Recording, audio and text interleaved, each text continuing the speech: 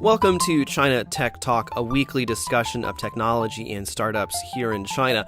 I'm John Artman, editor-in-chief of TechNode, and as always, I'm joined by Matthew Brennan, co-founder of China Channel. So this week we're bringing you an episode that was actually recorded live at TechCrunch Shenzhen with Shlomo Freund from App in China and Michael Michelini from Global from Asia.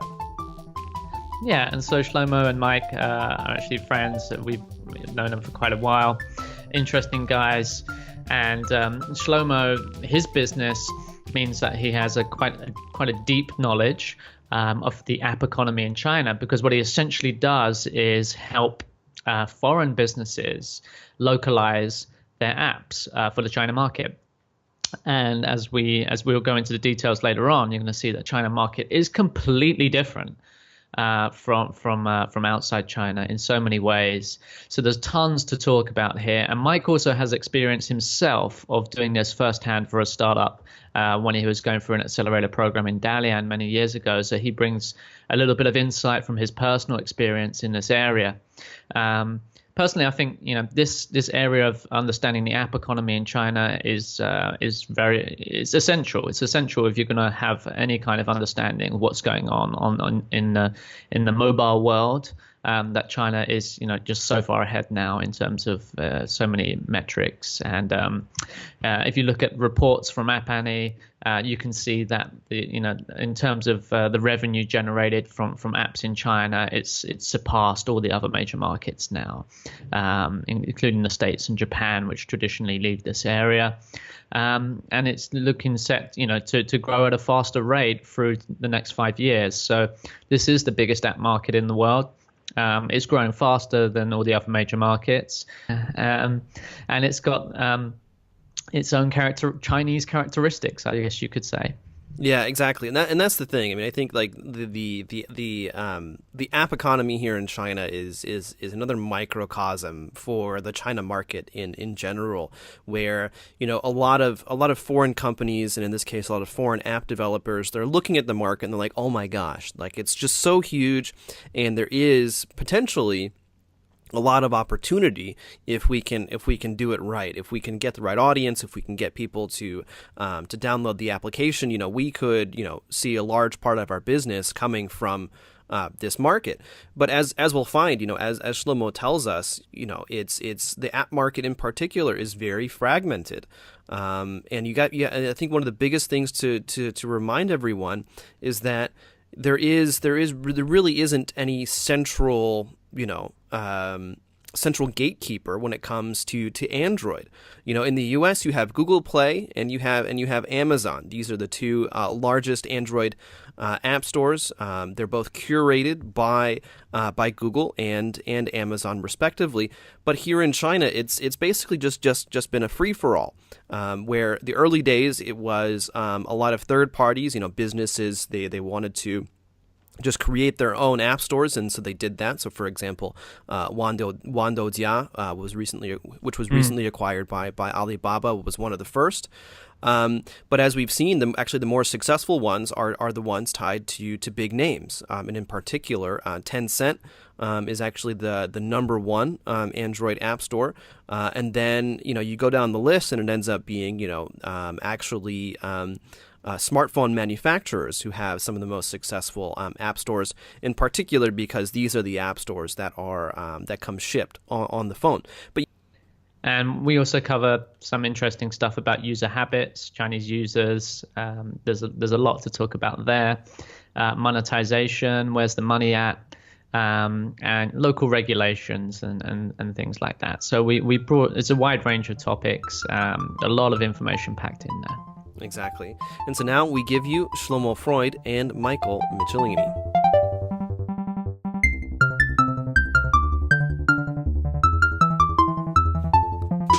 All right. Well, Shlomo and Mike, thank you so much for coming on the show. Sure. Thanks for having us. It's great being here. So actually, we're actually recording this live from TechCrunch Shenzhen, and I had to smuggle in Matthew, who's here.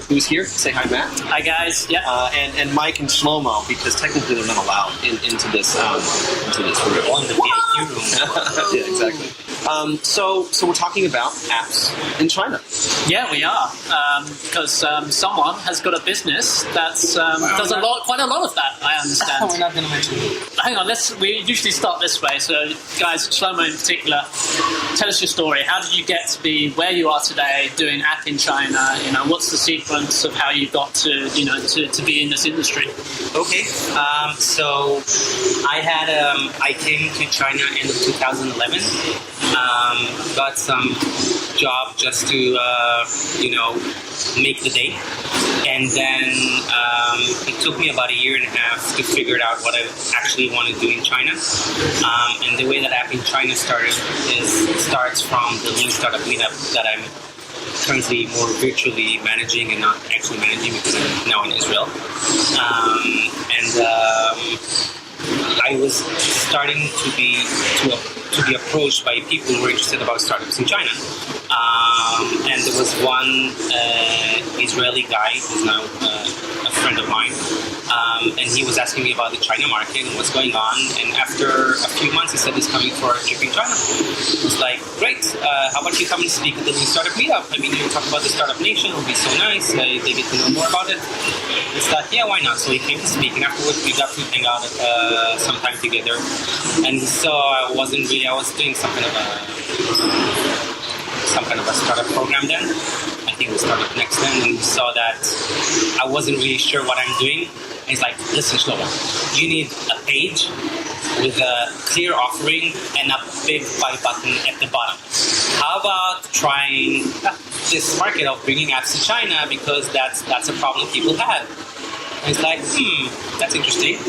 And it took about 2 to 3 months to do the research, and it was actually a page under my blog, Startup Noodle, where I just put a page with that big buy button, and I started chatting. I had a chat then. I started chatting with every person coming to the website. I got some media coverage, some of it in TechNode, and some of it in Tech in Asia.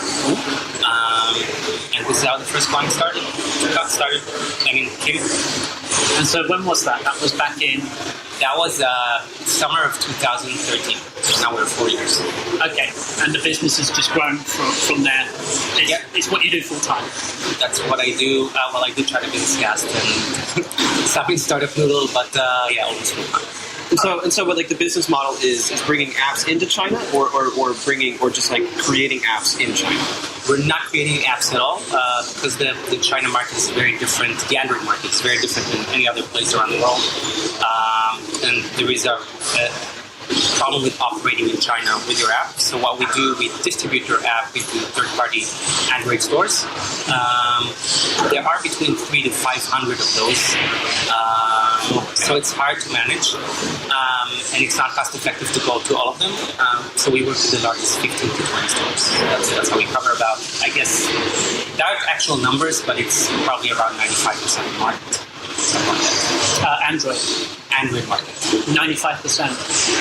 When you go to the store number 20, it's 0.2 of the market, which is still a large number because it's China.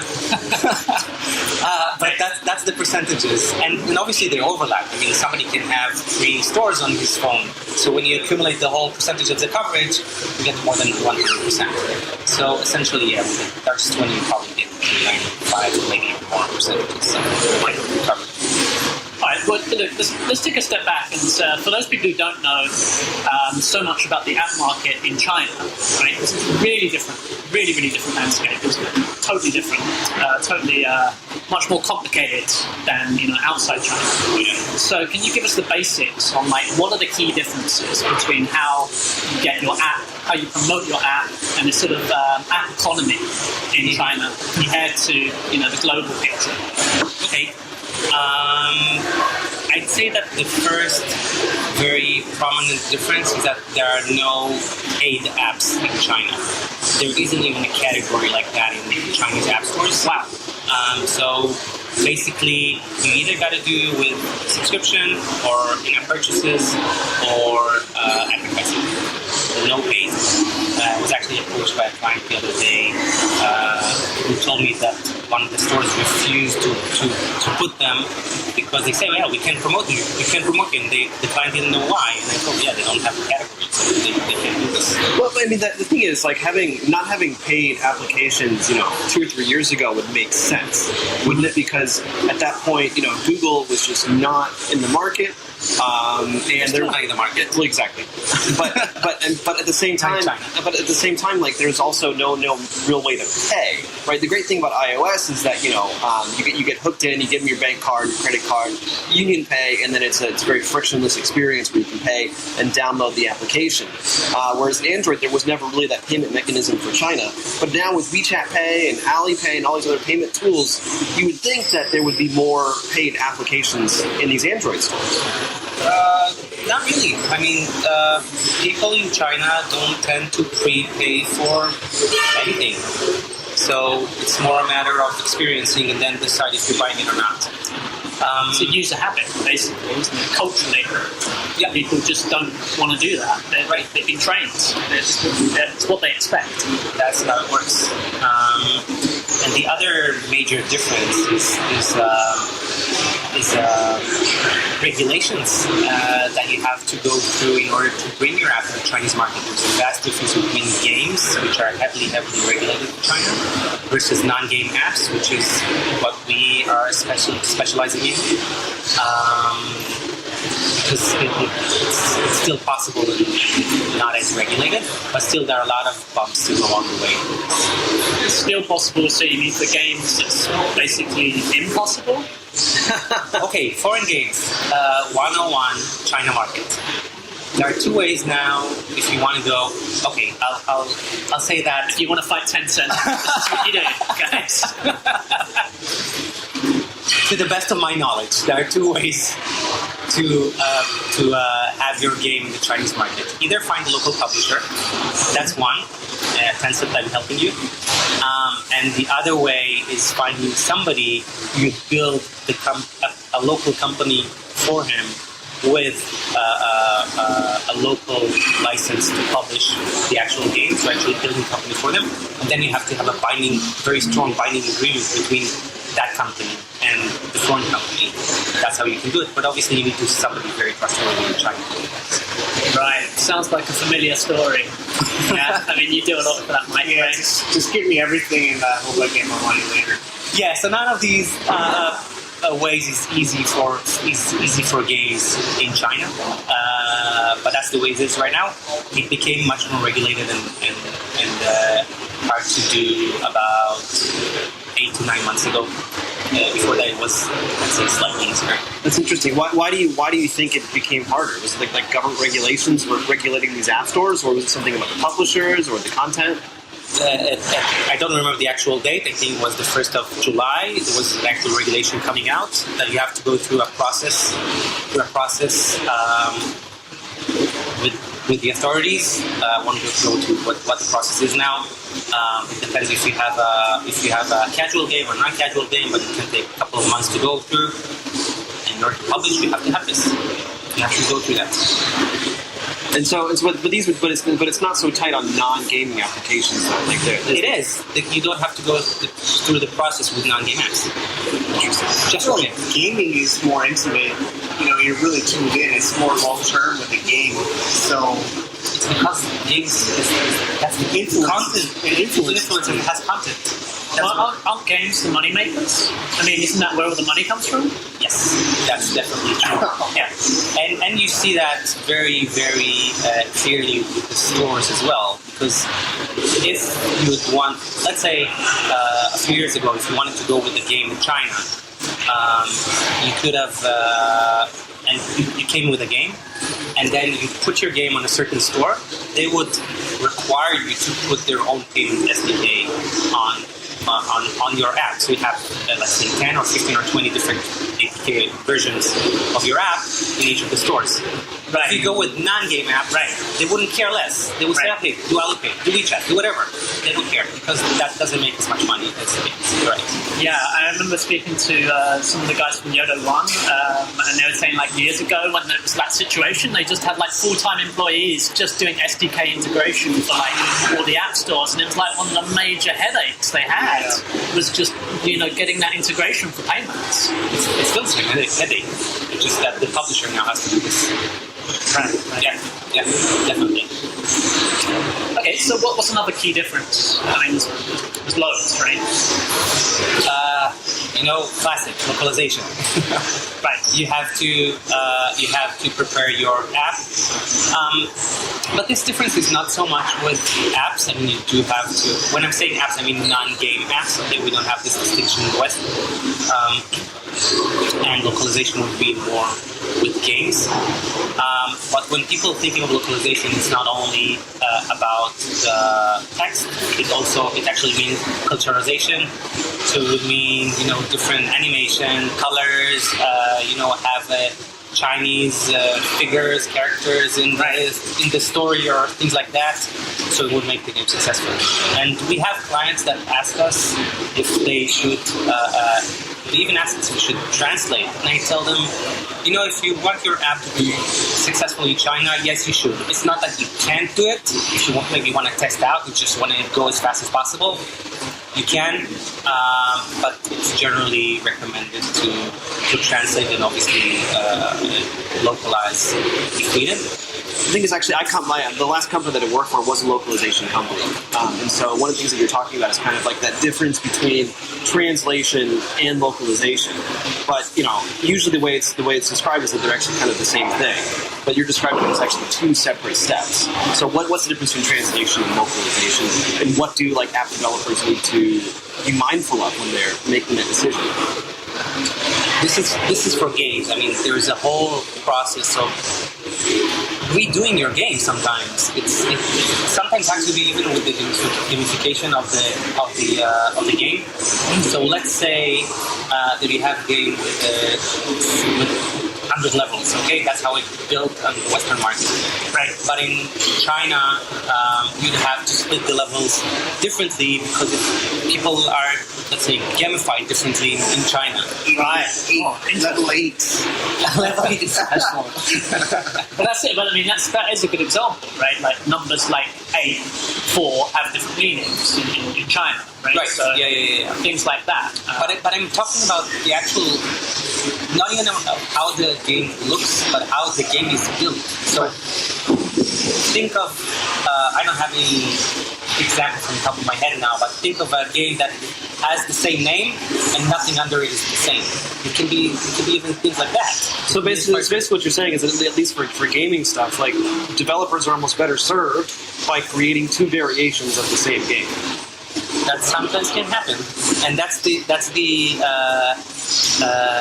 expertise of a publisher that knows how to launch a game in China. And if they have expertise in a certain genre of a game, and how to really make it work and make the right test and make the right optimization, and make the right gamification to make it successful in China. You said something super interesting there, which is Chinese users need to be gamified differently, which to me says the psychology of Chinese internet users is different. Oh yeah. Can you expand upon that? That's very bold statement. Okay. So Chinese players are playing to win. Okay, this means that they would buy cheats and they would do anything in order to win. Okay, and this is perfectly fine and legitimate for Chinese gamers. Versus in the West, if you'll buy for whatever amount something to cheat in the game, would be a big no-no because you're not fair playing. It's a different mindset. And therefore, as an example, for some of the games, each a certain period, they're opening a new server for games because it means that all the rich people are winning and all the poor people are losing. So you kind of have to reset the whole system and start a new server with the ranking of the games, of the gamers. So this is something that happens in China. It doesn't happen in the West. It's all about the way. So there's different ways that people play. So basically, pay to win is not as stigmatized in China as it is in the U.S. or other Western markets. Definitely. That's really interesting. Yeah, but what's been really fascinating to me, so we're talking a lot about games now, but what's been really fascinating to me is the conversion of like MMOs and MOBAs to mobile, and just how quickly all of that has taken off in China. Because when I was in high school and university, World of Warcraft was huge, and it was one of those games where like it really hooks you in. But a lot of it was based on having, obviously fast connectivity, a processor, GPU and CPU that can actually handle it, and all this stuff. And now I'm just so surprised to see almost the exact same experience is happening now on mobile, and of course it's perfect for the China market.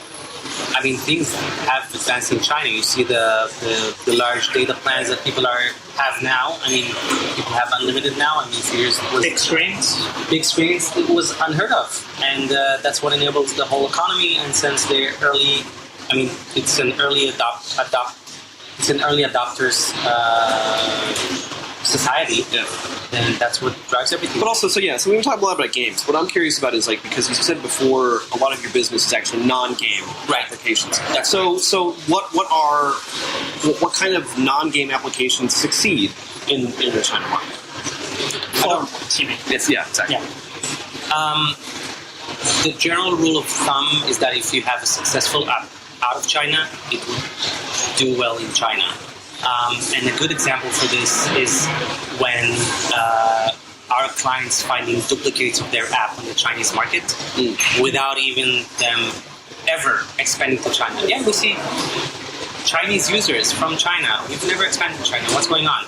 And we have a tool on our website that you can search on the largest 13 stores or 15 stores now to look for duplicates on the Chinese market. Right. And this is what I give them, like, you're on this store, this store, this store, and this store. Okay? But what it means that somebody found your app to be successful enough to use the branding of it or whatever and have it on the China market. And sometimes it's come from the store itself. They just scrape Google Play and put it on their own store.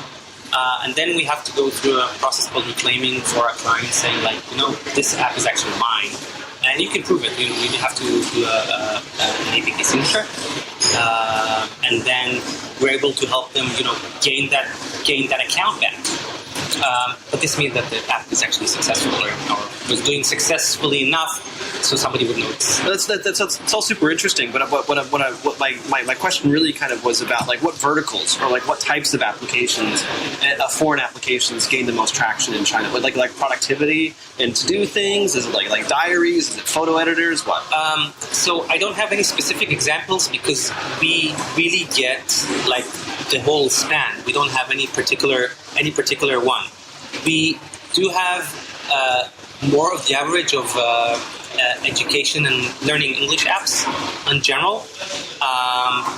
But in terms of being successful, I don't have any particular one versus the others. Can you give us a case study of like something that you've dealt with? Like, we've been talking in the abstract so far. Like, we had cases of clients that actually had to put their foot at the door, and these were big clients. I can't say now at the podcast, but definitely go to our website. They're there, okay? So you can see those clients there. Sometimes the case is that the company is just starting out in China. They don't have anybody on the ground. They have one person on the ground. And this whole process of bringing the app is really cumbersome, okay? The headache that the company supposed to deal with, we're taking away, and we're dealing with that headache, okay? So we had a successful launch on 10 or 20 stores with that company. And after we finished the project, maybe we took the management for a while. And then afterwards, they grew the team here for, let's say, 4 or 5 or 6 people, made a successful launch, and they took over. That's a pattern that we see for some of our clients. And the other part of the spectrum is clients that need ongoing support on the market. So we have our smaller clients are going with yearly subscriptions, but the larger clients are going with monthly subscriptions. And they need more time. They need reports. They need to, we can give better support then of something is not working, we need to deal with this now, things like that. So this is the other part of the spectrum of the whole headache and maintenance thing with the apps in China.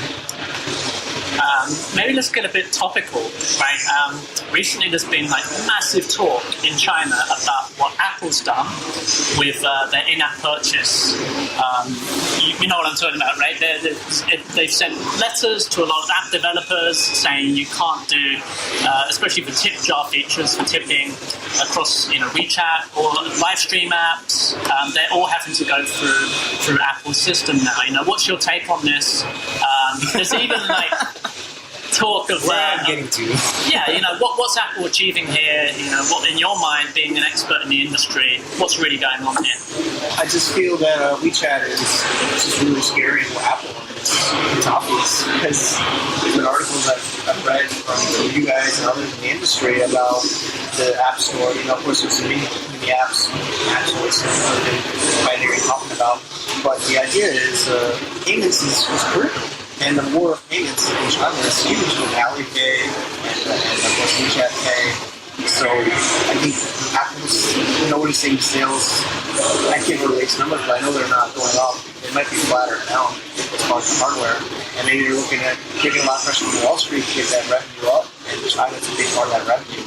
So I think they're just looking to probably get as much revenue as they can, try to milk it in China while they can. She's scared. No, Apple is scared. Apple is scared with the revenues that they come out. I think like in the bigger picture, I think that as Westerners, when you talk to people who are not aware of what's going on in China, it's like you think that you're the most advanced because you're coming from a Western country, you got the US and Silicon Valley and all that, and those poor Chinese, they don't have Facebook or YouTube or all those amazing things that we have, and just they don't need us. China doesn't need those Western things. It wasn't developed because of that. It's a whole mindset for it's a whole mindset to think about. Google lost the fight, so here. I remember very clearly those days. I remember very clearly, and I knew when they thought that they could push around, especially the government themselves, of course. But it was very odd for them to make a political decision. About their business strategy. Yeah. No, and it's also interesting because it's not just China that Apple's having this problem with developers. It's their entire developer ecosystem. They're taking 30% off the top of all of their sales. 30% off the top. And it's really not one of the best ways to support a developer ecosystem. But the thing is, it's one of the only ones around that's robust enough to support a business around developing apps. And so that's why, of course, why some of the most successful app development companies are developing for Mac. They're developing for iPhone, for iOS. It's because people who buy these things are more willing in general to pay for them. And Apple's just like, yeah, they have these conferences and their earnings calls, and there's like, yeah, we're making tons of money off of the App Store and stuff like that. And the developers are all like sitting back saying, yeah, screw you.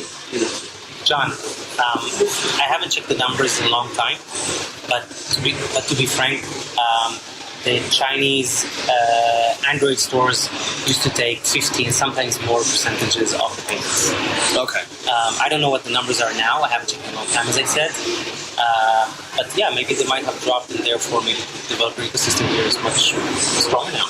Well, but also, but that's actually a really interesting question as well. Because you're looking at like Google when they first launched the Android store, the Google Play Store, like their entire thing was like a complete 180 from Apple, whereas like Apple vetted all the applications. Google Play was like, it's an open platform. You do whatever the heck you want. And of course, with the Wild West, with the Wild West, there's people who try to kill other people and people who try to steal your stuff and things like that. And so now Google has gotten a bit more cautious and they're controlling the ecosystem a little bit more. But what about Apple app stores, like Chinese app stores? Are they controlling kind of what they're putting out there for their users? Is there any like quality control or anything like that? There's So in terms of approving the app, yes, there's definitely quality control. Okay, in terms of regulations first. Yes, there is a whole process of approving an app, and sometimes it's also on quality, but definitely on regulations, as I mentioned before, some things would not go through. In terms of monetization, it would sometimes block apps that has the wrong code or things that they don't agree to have in their store, obviously. Just like as I mentioned, obviously if you go and put in Baidu payments over for the Tencent store, that's not going to work for a game, okay? If you use any third party, then I told you, then it's not a game, and then they don't care as much. But there are always exceptions, and we always bump into sometimes that they reject an app, and then we need to go back to the developer and we need to change things and do that. So that happens. To go back to the app stores in China, there's so many of them. What are the big players? How would you describe this ecosystem of Android app stores, and what decides the market share? How is it changing? And how's the picture changing? Why is it changing? So there are there used to be 3 main players at the top 10 of the Android store. I'm talking about several years ago. And then these were the 3 China mobile carriers. Okay. Now they're way down. Okay.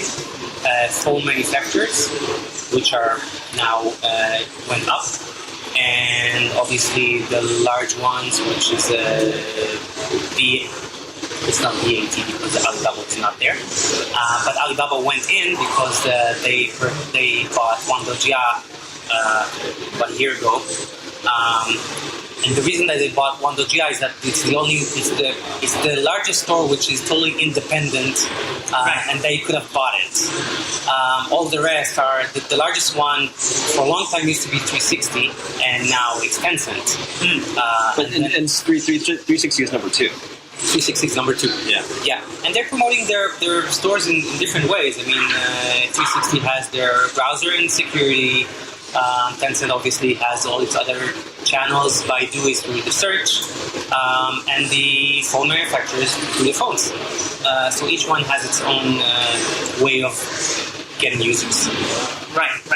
It's so important. Like distribution is just so key, right? For apps, it's really a war, right? Because if you own the app store on the phone, then you've got huge power. So how is Tencent they're at the top now? And yes. how has that happened in your mind? How was that transition? How have they got to that top position? Because they weren't in that top position a few years ago, like you said. So what's happening here? I think it's pretty obvious. It's all related to WeChat and what's going on. You know the numbers that WeChat is 35% of the usage of total app time in China. 35, right? Yeah. So these are staggering numbers. So that definitely contributed to that. But for listeners, how walk through that process, right? So users are in WeChat, and then when they're in WeChat, the default, if there is an app download, if they go to the game store or in WeChat, or there's a link to download a separate app, on WeChat, Tencent has made it so that you have to first download their app store in order to download the app. I didn't check the whole process for all the stores, and I didn't check for that one. But you cut the right. Yeah, because listeners will be like, okay, they're using WeChat, but what does that matter with the app store? They're two separate things. We need to link them, for the listener. Otherwise, they'll be like, that doesn't make sense. I would think it's a matter of branding, It's a matter of people hearing WeChat, and eventually you can't ignore it. Right. For me, it makes sense. It doesn't. I agree it doesn't enclose the whole picture, but definitely a large part of the picture. And another trend I wanted to mention is the phone manufacturers that are going up. So you see Xiaomi are still strong, but they're not as strong as used to be. And like Oppo's getting a lot of strength. Exactly, and Oppo are going up. Vivo and Huawei are going up. They're also getting larger share of stores. And they all have their own, Huawei App Store. Each one has its own one. Yeah. Which is the default when you buy the phone. and then you use that one. You can download it. They don't block other app stores, right? No, it's, they don't. it's the default. Exactly. And as soon as you open the phone, there's your app store. Don't have to worry about it. But at the beginning, you said it was carriers. So how are the carriers getting their foot in the door? So when you went to buy a phone, they had an agreement with whatever manufacturer has the carrier store. Yeah, basically, it's pre-installed. Similar to the store. Right. So Mike, I mean, we've been talking a lot with Shlomo about his experience bringing apps into China, but you tell us about your experience with applications. Sure, I did a startup called Social Agents. I'm trying to accelerator batch 3, 2012. Wow, early China I was accelerator. up in Dalian. Yeah. Oh wow. So, back when Cyril was in it. Yeah. Yeah, I used to live in Dalian as well. Yeah, it's a beautiful city. Yeah, we were up on that hill in IT Park. We had the view of this water. Yeah, it was beautiful. But yeah, I mean, it was a totally different world. We were mostly targeting Chinese users on Android, so it was very challenging. A lot of times we would just do the direct download APK. People can everybody has third-party application install on their phone. Like it should be a default on the phone. But we just found it was easier, and a lot of other startups I know just did direct download. They just have it on their home website, and we used Qinu, 7Count, QIU.com, and you can host it for free. It's kind of like Amazon S3 for hosting. So we just made the APK and just downloaded it. So sometimes we just make a splash page on our site or on the homepage, and just download now and have the Android logo without a marketplace at all. And people just install it directly on their phones. How would you update? How do you get the picture of the updates? That was really hard, and one of the developers was able to just do a push notification to the current users to try to beg them to come back and download it manually and upload it manually. A lot of Chinese developers seem to know how to do that. So, because the App Store is just, I felt were very strict about what you did. We were a startup, so yeah, we had China Accelerator helping, and we had, I was in Beijing. Essentially, how I met my wife. She worked for an App Store, D.cn, one of the bigger marketplaces. So I reached out to her on Weibo before WeChat, and it was originally business, but now we're married. Maybe that's another trick to crack the market. Marry somebody in that marketplace. Oh, that would be 500 likes. So It's a little bit too much localization for most people. literally speaking, Yeah. right? But what was the app? What were you guys trying to do? So originally we were using Weibo data. So we had an API access to Weibo, and we pulled in user data to help foreign companies find customers in China. And then we would pass that data to local agents, that's the social agent name, so that they could reach out to these potential customers or business development users for them to reach the market. But it was really hard with Weibo API. A lot of developers I met had a lot of trouble getting access to the data. So there's multiple levels of API access. So we were up to level 2, but we couldn't get deep enough into the data. We could search username and maybe status message, but not actual messages. So that we can help people find keywords based on their business to be able to reach out to them. Usually it's B2B more than B2C, because you don't want to just message everybody about buying a Coke, but you want to message potential customers for like channel relationships and things like that. Mike, why it has to be an app? It's true. Honestly, I was forced to make an app because of the Chinese market. Originally it was a web app. It was purely web app, but all the Chinese people wanted an app. This is 2012. Everyone wanted an app. So it was really just to get the Chinese users to actually access the website. Now you got to make a WeChat app, really. But you can also make an app. But it's all about the user's preference. So I never had experience making an app. And we made it on phone gap. We did an Android phone gap. I'm not so technical, but we wanted to have cross-platform without having to have 2 apps. Then we went back to native. It was a very long process. But yeah, I mean, the marketplaces are, like Shlomo said, it takes a lot of time to build those relationships and upload them. And then they're not like Google Play Google Play, we could just upload It's not 10-minute work. 10 minutes and Really? Clients, it's not 10-minute work. yeah. But the Chinese markets was each one had their own policy procedure. A lot of times it maybe is true, but they would say it's government or they have to make sure that they check the app before they put it into the market. So it's probably maybe reasons why. And then they're not a lot more free. Or what other happens is they'll put you there, like you'll never ever find it. Right. You'll never be found. So you'd have to like pay for it. Basically, they want you to pay. Yeah. Pay for distribution. Yeah. Yeah. They'll bury. You'll be buried. You'll be buried. I mean, even in Google and Apple too.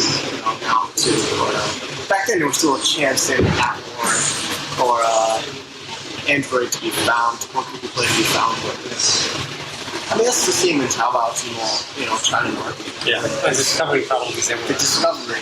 Yeah. And the open web is almost dead in China, pretty much. Yeah, so for us to reach the user, we had to make an app. It was a later issue in our startup. Cool. All right. Well, great. So so Shlomo and Mike, thank you so much for coming on the show and talking about your experience with app stores and making an app. Being here. Thank you guys. Yeah, thanks for having us. If our listeners want to find you guys, right, where's the best place to find you? Sure. So we're co-hosts in China Business Cast. So it's ChinaBusinessCast.com. We're also on syndicated on TechNode, so you can find us on TechNode as well. And that's how we work together. We also have our own businesses. Yeah. Mine is happyinchina.co or startupnoodle.com. This is where you can reach me out. Yep. And globalfromasia.com or mikesblog.com for the baby commercials. Perfect. That's what we want. We want The localization of my app. still being localized. That's great. All right. Well, and to our listeners, if you enjoyed this podcast, please do take the time to leave us a review on iTunes. We'd really appreciate it, and it's a great way to show your support.